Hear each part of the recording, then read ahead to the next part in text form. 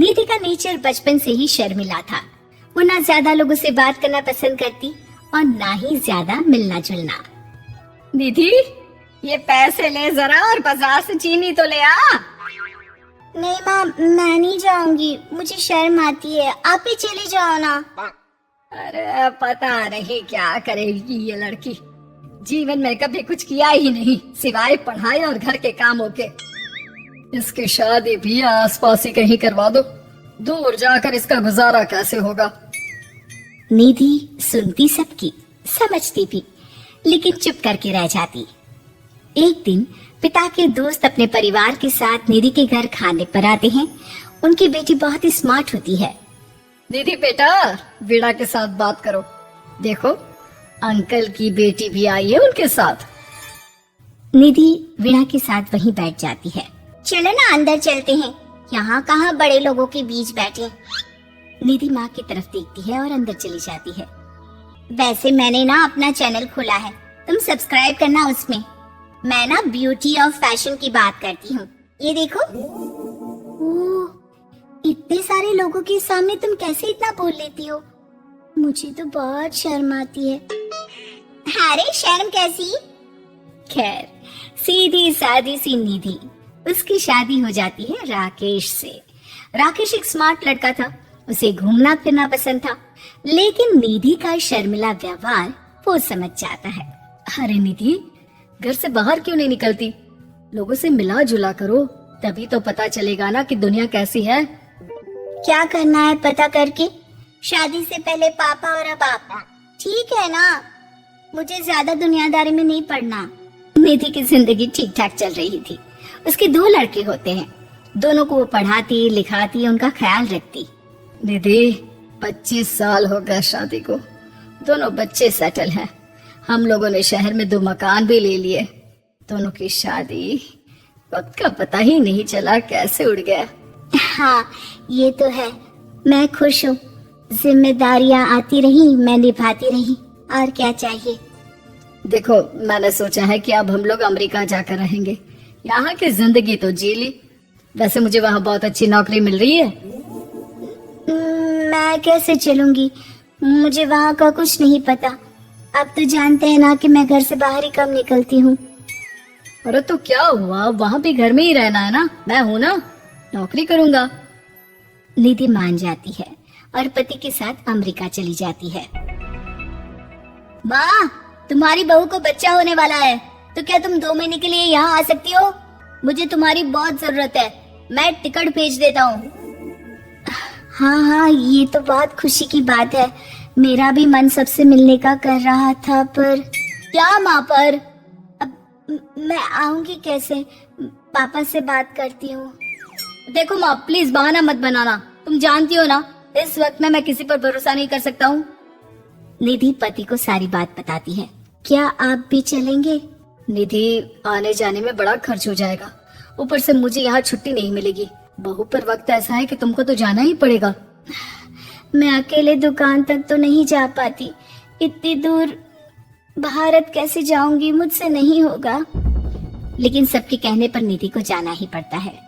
Airport में घबराई निधि एक मुसाफिर से कहती है, मैं ना भारत जा रही हूँ, दिल्ली जाने वाली फ्लाइट।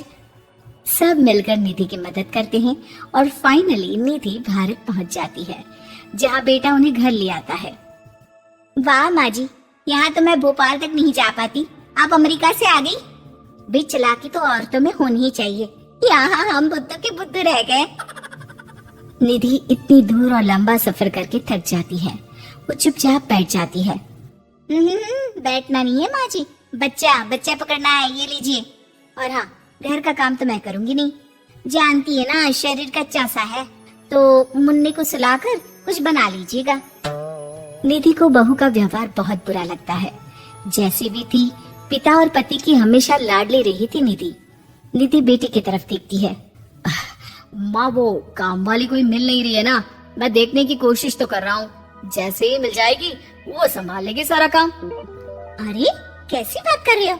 जब पहले मैंने कहा था कि अमेरिका से इनके टिकट में जो पैसा खर्च कर रहे हो उतने में नौकरानी रख लो, तो नहीं, मेरी बात पर विश्वास नहीं था। कि ना ना कोई मेरे बच्चे को अच्छे से नहीं संभालेगा।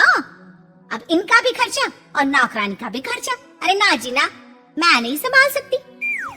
निधि जैसे तैसे 2 महीने रहकर वापस अमेरिका चली जाती है, लेकिन वहां जाते ही जैसे राकेश उसे देखता है उसके गले लग जाता है। ये क्या हालत बना रखी है निधि, कैसी लग रही हो? खाना नहीं खाती थी क्या? क्या हो गया? निधि पति से कुछ नहीं कहती, बस रोती ही चली जाती है। मैं नहीं चाहूंगी कभी भी भारत, आप मुझे हमेशा यहीं रखना अपने पास। राकेश बेटे को फोन करता है। तुम्हारी माँ की जो दुर्दशा करके तुमने भेजा है ना, मुझे पता होता तो मैं अपने बीवी को कभी तुम्हारे पास नहीं भेजता। पापा, आप तो रीना का नेचर जानते हैं ना, वो माँ पर हावी रहती थी। अब मैं तो ऑफिस चला जाता था, वो माँ पर जुल्म करती है, और माँ भी इतनी सीधी है कि चुपचाप सहती रही। मुझे माफ कर दीजिए पिताजी। खैर, राकेश कहता भी क्या, प्यार दुलार के साथ अपनी निधि को संभालने में लग जाता है। लेकिन कहते ना, वक्त हमेशा एक सा नहीं रहता। अमेरिका में ही राकेश की मृत्यु हो जाती है और निधि अकेली रह जाती है। बड़ा बेटा कहता है, माँ भारत चलो ना, हम लोग साथ रहेंगे।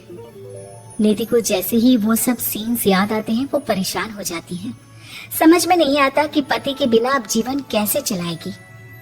मैंने सारा जीवन घर का काम किया, घर देखा और जिंदगी चलाई, लेकिन जिस घर में रही सबने प्यार दिया, मैं वहां नहीं जाना चाहती।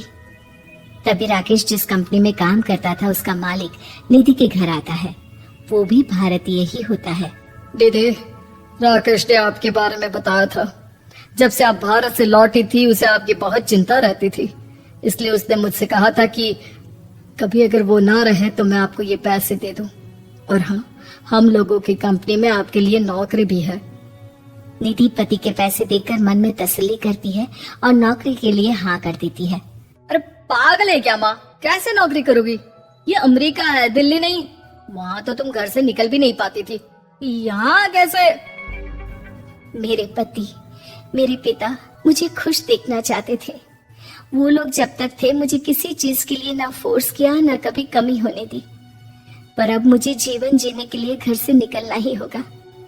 बेटा, तुम तो अगली फ्लाइट से भारत लौट जाओ, मैं यहीं खुश हूँ।